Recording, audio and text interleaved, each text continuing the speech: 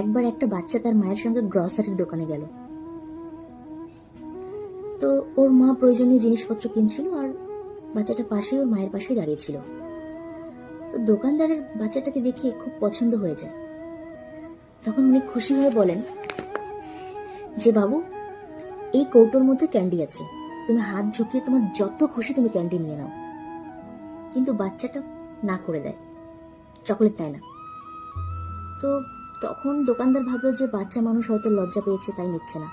তখন উনি কৌটোর মধ্যে হাত ঝুঁকিয়ে অনেকগুলো চকলেট বাচ্চাটাকে দেয় আর ও সঙ্গে সঙ্গে সেগুলোকে পকেটে পুরে রাখে।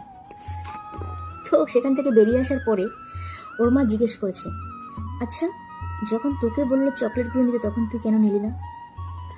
কিন্তু যখন দোকানদার কাকু দিল তখন তো নিয়ে নিলি।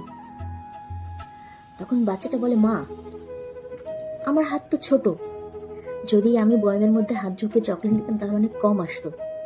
কিন্তু দোকানদার কাকুর হাত তো অনেক বড়, যখন উনি দিলেন তখন তো আমি অনেক চকলেট পেলাম। ঠিক আমাদের সাথেও না এমনই হয়।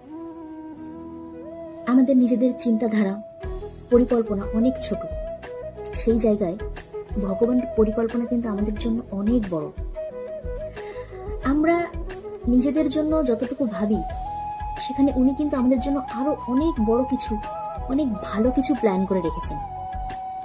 অনেক সময় আমরা সেটা বুঝতে পারি না। আমরা আমাদের হাত দিয়ে এটা নিয়ে নেব, ওটা ছিনিয়ে নেব, ওর ভাগেরটা নিয়ে নেব।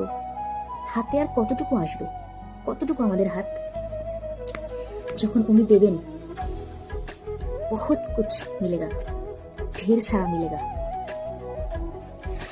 তাই অপেক্ষা করো, ধৈর্য ধরো, যখন তোমার ভাগে আসবে এত এত আসবে।